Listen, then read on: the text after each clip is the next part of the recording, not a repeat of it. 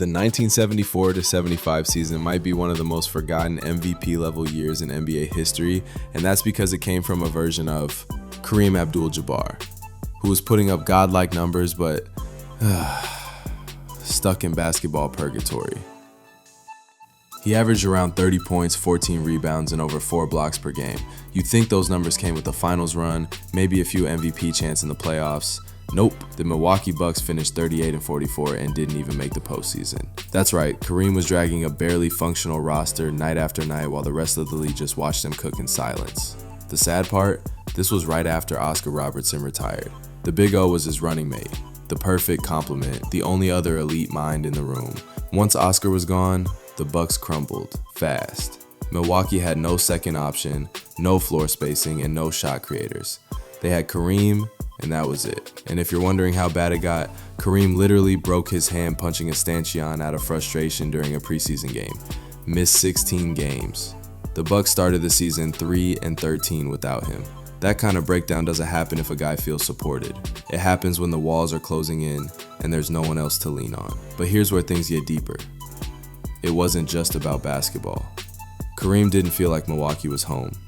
He told the franchise privately, months before the season even started, that he wanted to be traded. The city didn't fit who he was becoming. He was growing culturally, spiritually, and intellectually. Milwaukee to him wasn't hostile, it was just too small.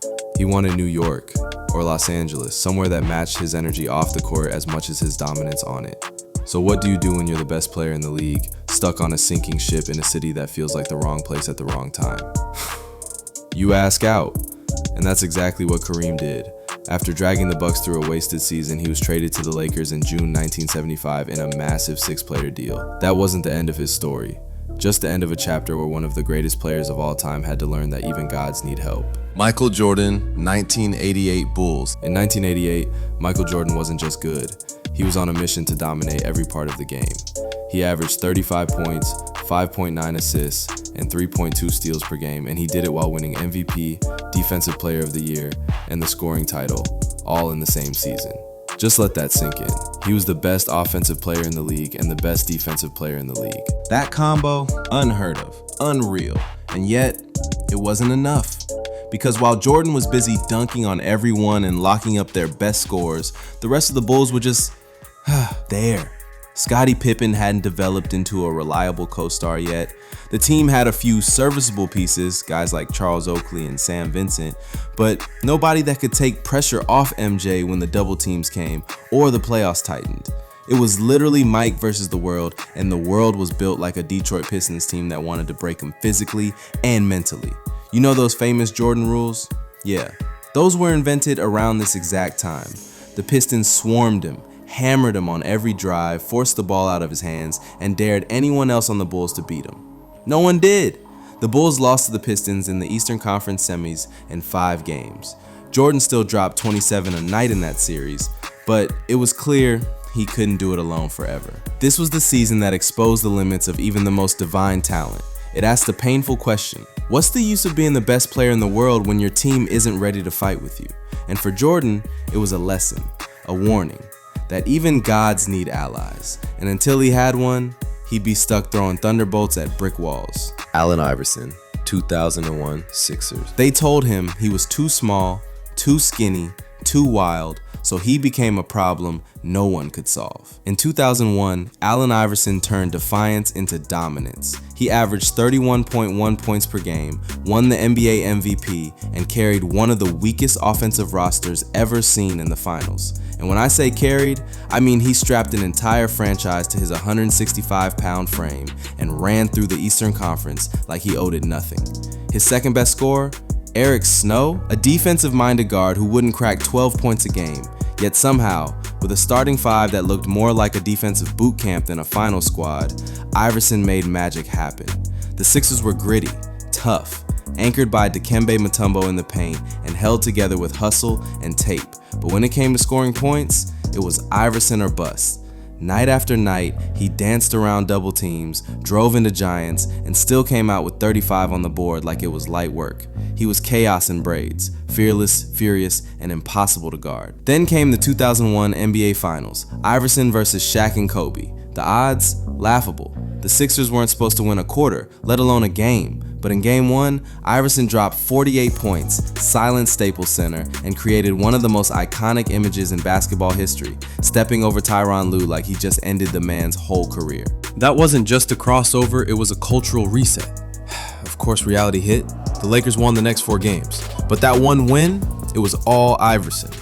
One man, one mission, and a performance so electric it forced greatness to take a step back. The LeBron James 2007 Cavaliers. In 2007, at just 22 years old, he dragged the Cleveland Cavaliers all the way to the NBA Finals, with a supporting cast that looked more like a forgotten 2K bench lineup than a real playoff squad. No offense to Larry Hughes or Zydrunas Ilgauskas, but let's be real, this wasn't a championship roster. And yet, LeBron made it work. With court vision sharper than anyone else's and the strength of a linebacker in transition, he played point guard, wing, and power forward, sometimes all at once. But the moment that defined this run, Game 5 of the Eastern Conference Finals in Detroit. Double overtime. On the road, against a Pistons team that had been to 4 straight conference finals and knew how to shut down stars. And what did LeBron do? He dropped 48 points, including the final 25 of Cleveland's last 29. That's not just an outstanding playoff performance, it's one of the most dominant displays of individual willpower the league has ever seen. The Pistons threw everything at him. LeBron just kept coming. Once he got to the finals, reality hit hard. The Spurs swept the Cavs like they were late for something. Tim Duncan even told LeBron afterward, "This league will be yours in a little while." And he wasn't wrong. But let's pause there. How many 22-year-olds could carry a team that far, that young, against that much pressure? LeBron didn't just arrive in 2007, he warned the world. Even if he didn't have the rings yet, this run proved he didn't need a super team to be legendary. He was the team. This might shock you. Kobe Bryant 2006 Lakers. But Kobe Bryant's most unstoppable season ended in a first-round exit. In 2006, Kobe wasn't just on fire, he was the fire. He averaged 35.4 points per game, led the league in scoring, and delivered the second highest single-game scoring performance in NBA history, 81 points against the Toronto Raptors. That wasn't just greatness, it was chaos, beauty, and rage wrapped into one unguardable explosion. And yet, even with all that brilliance, the Lakers, they went home in the first round. Why? Because Kobe was running with Smush Parker and Kwame Brown, 2 names that Lakers fans still mutter with a wince. Smush was inconsistent, and Kwame, let's say he became more famous for being a punchline than a post presence. Kobe, meanwhile, was out there doing everything, scoring, defending, willing wins out of thin air. That year, the Lakers actually had the Phoenix Suns on the ropes. They were up 3-1 in the series. Kobe even hit a game winner in Game 4 that sent the Staples Center into orbit. But then the Suns adjusted, the Lakers cracked, and it all slipped away. The truth is, 2006 wasn't about a championship, it was about Kobe's warpath. He was a solo act in a league full of ensembles, and every night, he stepped on the court knowing he had to be perfect to have a chance. Luka Doncic, 2023 Mavericks. In 2023, Luka wasn't just great. He led the NBA in usage rate and scoring efficiency and was basically a walking triple-double. Night after night, he was putting up 33, 8.6, and 8 like it was nothing. It looks fun on the box score, but in real time, it was Luka dragging a tired Mavericks team across broken glass to stay competitive. And the worst part, it still wasn't enough. Let's be clear, Luka wasn't just scoring, he was the offense. Every possession, every run, every spark of hope had to come from him. The ball lived in his hands. He controlled the tempo, made the passes, and hit the step backs. And it worked for a while. The Mavs were winning early, Luka was in MVP talks, but slowly things unraveled. The roster had holes, the defense was non-existent, and the burden kept getting heavier. Then came the Kyrie Irving trade.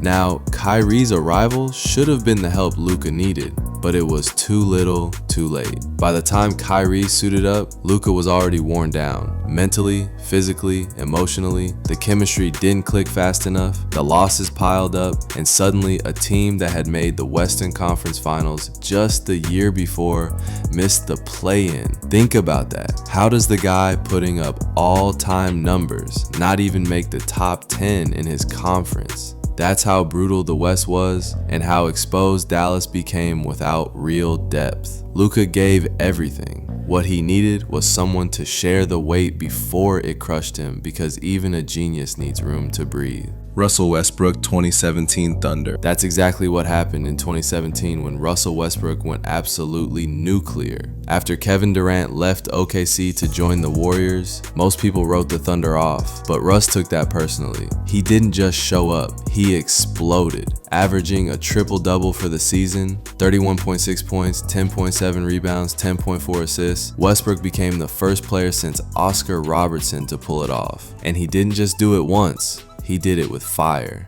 Game winners, buzzer beaters, and nightly highlight reels that looked like someone hit turbo mode. He won the MVP, made NBA history, and single-handedly willed OKC into the playoffs. But then reality hit. The Thunder were thin. Outside of Victor Oladipo and Steven Adams, there wasn't much help. Teams like Houston figured it out quickly. Just throw bodies at Russ and make someone else beat you. And no one could. They got bounced in the first round, and just like that, one of the wildest individual seasons we've ever seen ended early. But here's the thing, this wasn't just about stats. It was personal. Russ played every game like he had something to prove. And maybe he did, but it also showed how far one man can't carry a team in today's NBA. And we're just getting started. Hit that subscribe button and stick with us, because when we get to number 10, things take a turn that'll blow your mind. You seriously won't believe who made that list. Tracy McGrady, 2003 Magic. In 2003, T-Mac wasn't just a star, he was a straight up scoring machine. He led the entire league with 32.1 points per game, putting defenders in a blender with that smooth handle, silky mid-range, and freakish athleticism. He made the game look unfair, and yet, the Orlando Magic didn't even make it past the first round. Why? Because McGrady was doing all this solo. Grant Hill, the guy who's supposed to be his running mate, spent most of the season in a suit thanks to another injury. And the rest of the roster, you might need Google to remember their names. It was a one-man show from start to finish, and T-Mac carried that team all the way to the playoffs on pure talent alone. They even had a 3-1 lead against the top-seeded Detroit Pistons. For a moment, it looked like Tracy might shock the world, but when Detroit tightened up, the Magic crumbled. T-Mac kept scoring and kept fighting, but the help just wasn't there. Orlando lost 3 straight, and the season ended with a shrug. Not because of him, but because no one else could keep up. And here's the part that stings. McGrady was so good, he made people forget how bad that roster really was. That's the curse of caring too much. You make the impossible look possible until the reality hits. So if the league's most unstoppable scorer couldn't escape the first round alone, what chance does anyone else have? Kevin Garnett, 2004 Timberwolves. Before 2004, KG's career in Minnesota was a masterclass in carrying a franchise on nothing but heart, hustle, and a whole lot of jump hooks. For years, it was just Garnett, Wally Szczerbiak, and a bunch of guys who looked confused when the playoffs started. Garnett was putting up MVP level numbers long before he actually won the MVP. Rebounds, defense, scoring, leadership, he did it all, and yet, every postseason felt like a first-round trapdoor. But then came 2004, the one year the Timberwolves gave him actual help. They brought in Sam Cassell and Latrell Sprewell, 2 seasoned vets who could finally ease the burden. And boom, KG won MVP, led Minnesota to the best record in the West, and took them all the way to the Western Conference Finals. It finally looked like all those years of grinding might pay off. But then Cassell got injured, Sprewell got cold, and the Lakers shut the door. That was the peak. Every other year in Minnesota, KG was battling alone, and not just on the court. The Wolves had roster issues, bad contracts, and no direction. Yet, he stayed loyal. For 12 seasons, he gave everything he had to that city. So let me ask you, how many all-time greats do we overlook just because their teams weren't built to win? James Harden, 2019 Rockets. That season, Harden put up an insane 36.1 points per game, leading the league by a mile. And if that wasn't wild enough, he rattled off 32 straight games with at least 30 points. For over a month, it didn't matter who the Rockets played. Harden was the show. Step back threes, drawing fouls, impossible floaters.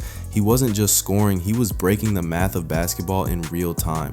You could double him, trap him, send your best defender, it didn't matter. The beard was cooking. But here's what made it even more impressive. He had no real help. Chris Paul was slowing down, Clint Capella missed time with injuries, and the rest of the roster looked lost without Harden on the floor. Every offensive possession ran through him. He wasn't just the top scorer, he was the point guard, the system, and honestly the bailout plan. And yet, the Rockets still finished near the top of the West just because Harden refused to let them sink. In the playoffs though, everything gets tighter. Defenses start scheming differently, rotations shrink, and the pressure hits harder. Harden still did his part, but one man can only hold up the weight of a franchise for so long. Once again, the Rockets ran into Golden State. Once again, they came up short. Anthony Davis, 2015 Pelicans. That was Anthony Davis in 2015, a 22-year-old wrecking ball on a broken roster. He averaged 24.4 points, 10.2 rebounds, and a wild 2.9 blocks per game. On defense, he looked like a glitch, blocking shots that nobody else even sees. On offense, he was unstoppable from mid-range, the post, in transition, you name it. AD was the full package. And somehow he dragged that Pelicans team, led by Tyreke Evans and Eric Gordon, to the playoffs in the brutal Western Conference. Now, let's be honest, that roster was not built for the postseason. Injuries, inconsistencies, zero depth. Davis had to be everything for them. Scorer, defender, leader, problem solver, emotional anchor. And he delivered. But they ran into the Golden State Warriors in the first round, the beginning of the Steph era, and despite AD cooking them for over 30 a game, the Pelicans got swept. It wasn't about effort, it wasn't about skill, it was about reality. Davis gave the Pelicans everything, and it still didn't move the needle. He was a one-man show in an arena that required an ensemble cast. Damian Lillard, 2019 Trailblazers. In 2019, Dame Time became a national event. Lillard averaged 25.8 points per game, but more importantly, he carried the Trailblazers to the Western Conference Finals with a calm fury and cold-blooded confidence that made you think, is this guy really doing it all himself? Let's talk about that iconic moment. Game 5 versus OKC, series on the line. Dame pulls up from 40 feet, drains it at the buzzer, stares down Russell Westbrook, and gives the coldest wave goodbye in NBA history. That shot didn't just end the Thunder's season, it ended an era. And that wasn't a fluke. Dame was locked in every night, running the offense, hitting clutch shots, and making tough decisions look routine. Sure, CJ McCollum stepped up in big moments, especially against Denver, but let's not get it twisted. This was Dame's ride. The rest of the squad, inconsistent. Nurkic was injured, the bench was hit or miss, and every playoff win felt like it needed Dame to be perfect. Somehow, he delivered, night after night, until they ran into a fully loaded Warriors squad in the West Finals. Even though they got swept, Lillard had already made his mark.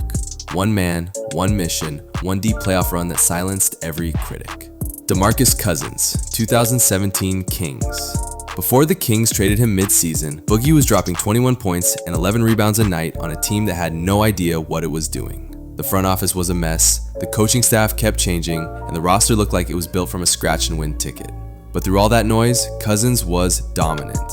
Night after night, he looked like the best center in the league. Skilled, physical, and somehow graceful for a guy his size. But the Kings, they were like a sitcom with no punchline. Boogie fought with the refs, he clashed with coaches, and who could blame him?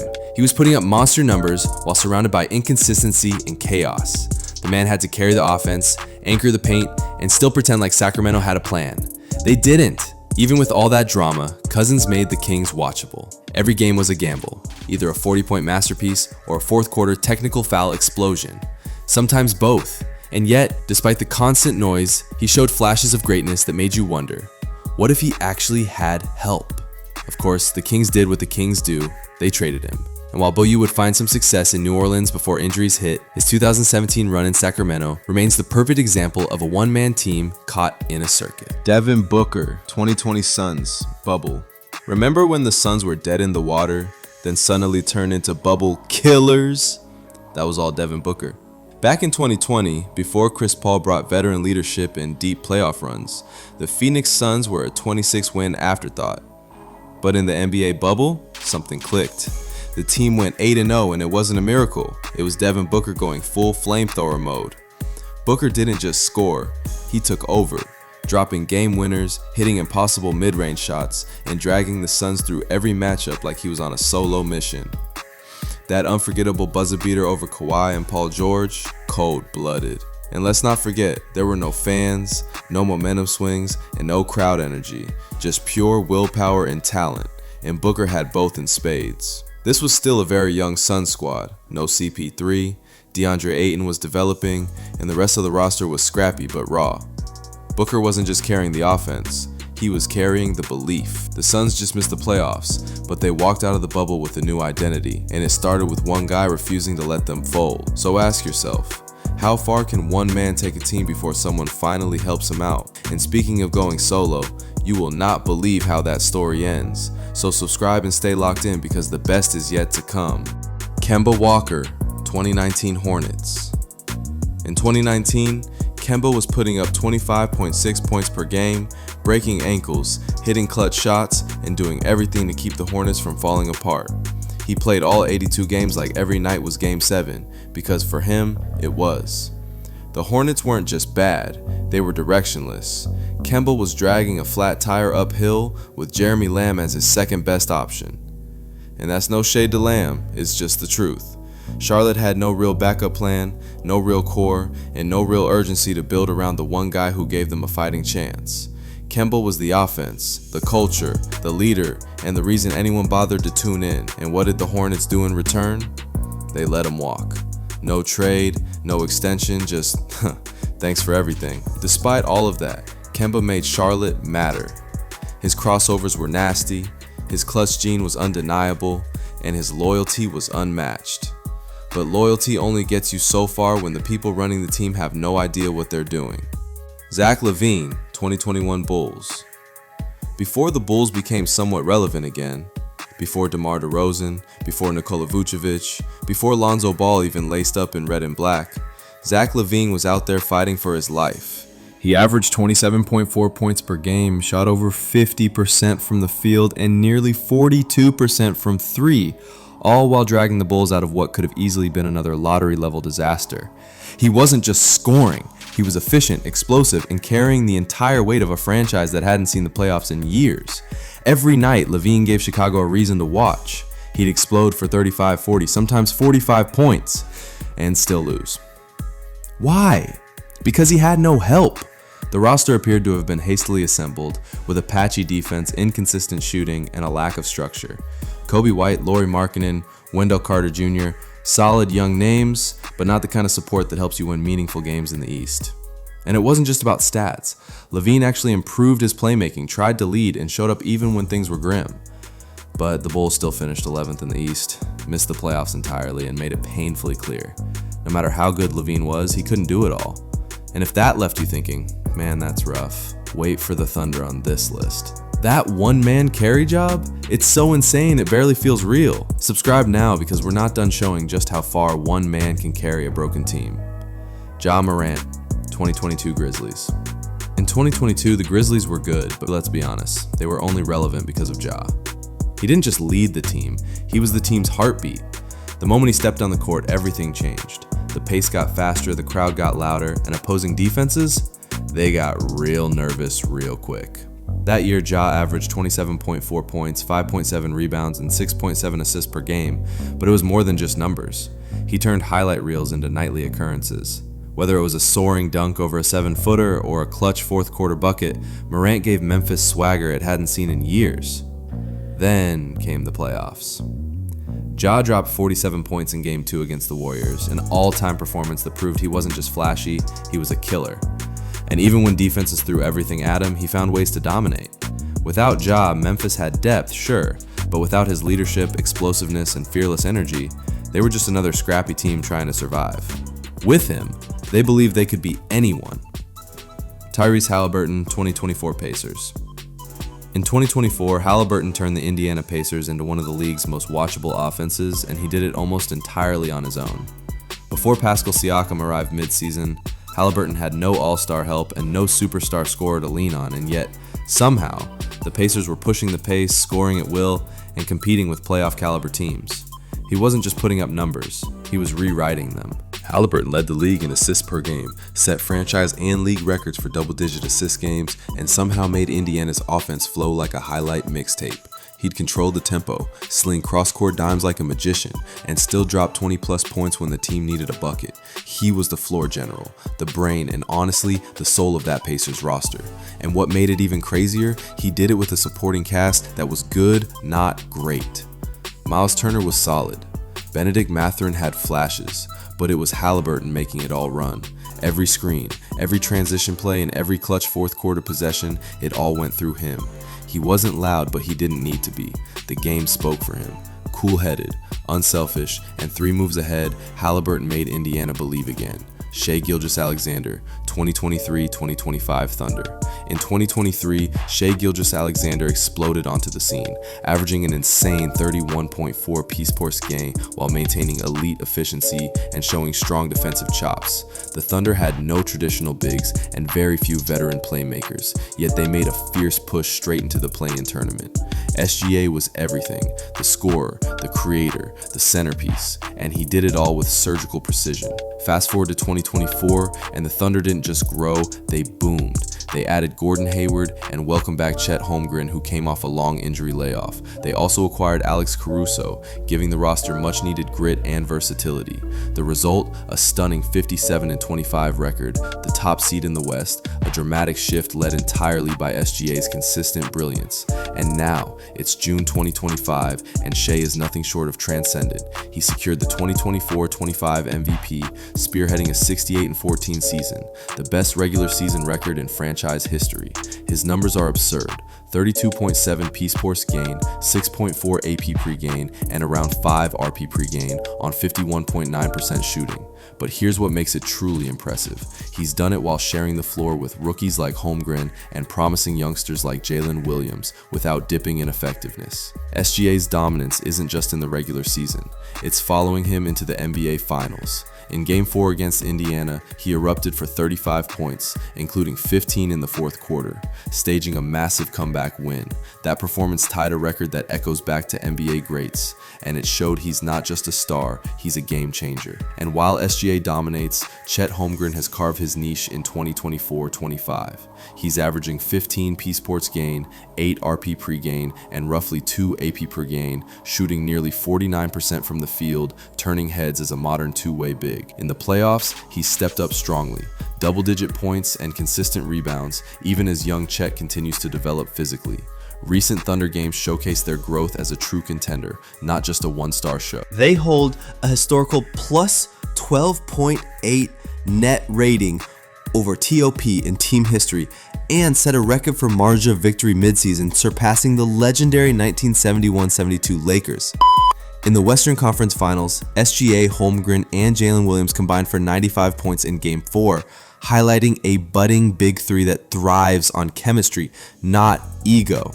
But every champion has adversity. In the finals, Chet tweaked his ankle in Game 4 and admits it's not 100%, but he's playing through it. Analysts like Charles Barkley have publicly questioned Coach Daignault's rotations, especially how he manages a mostly young squad in pressure moments. Offensively and defensively, OKC is showing the world what a modern powerhouse looks like: explosive talent, deep roster, CPR level chemistry, and their momentum is scary. With Game 5 tipping off tonight in the finals, Oklahoma City is a 9.5 point favorite at home. And here's the kicker: SGA is averaging roughly 32.7 point per J, 6.4 Astri, and 5 RPG with 15 straight playoff 30-point games at home, tying a record set by Wilt Chamberlain. From 2023's play-in push to the cusp of the championship, SGA has gone from solo star to franchise leader, forging a legacy. And while Chet grows into his role, the Thunder's recent dominance proves this isn't just a one-man show. It's a full-blown movement. Joel Embiid, 2021 76ers. That season, the Philadelphia 76ers were falling apart before the games even tipped off. Ben Simmons refused to play, drama flooded every press conference, and the roster felt like a jigsaw puzzle missing half its pieces. Yet there stood Embiid, limping, leading, and dominating. He averaged 28.5 points, 10.6 rebounds, and nearly 2 blocks per game, all while playing through a torn meniscus in the playoffs. That's not just tough, that's legendary. Every night he showed up like it was personal. There were no excuses, no help, just Embiid doing everything, hitting fadeaways, bulldozing defenders in the paint, anchoring the defense, and willing Philly to wins they had no business getting. He even had to carry the team emotionally. Fans were frustrated and the media was swarming, and yet he kept calm and answered with buckets. And remember, this wasn't a year stacked with weapons. Simmons sat out and the team's offensive load fell entirely on Joel's shoulders. He didn't just step up, he stood tall when the whole system was falling. Was it perfect? No, Philly didn't win a title. But what Embiid did that year made fans believe in him more than ever. It wasn't just about stats. It was about heart, grit, and resilience. If you're enjoying these breakdowns of players who gave everything for their teams, make sure to subscribe, hit the bell icon, and share this video with other NBA lovers. And if you spotted any stat we missed or have your own favorite one-man team moment, drop it kindly in the comments. We're here to give you clear, respectful, and well-researched stories so you can enjoy everything about your favorite players, teams, and the league we all love.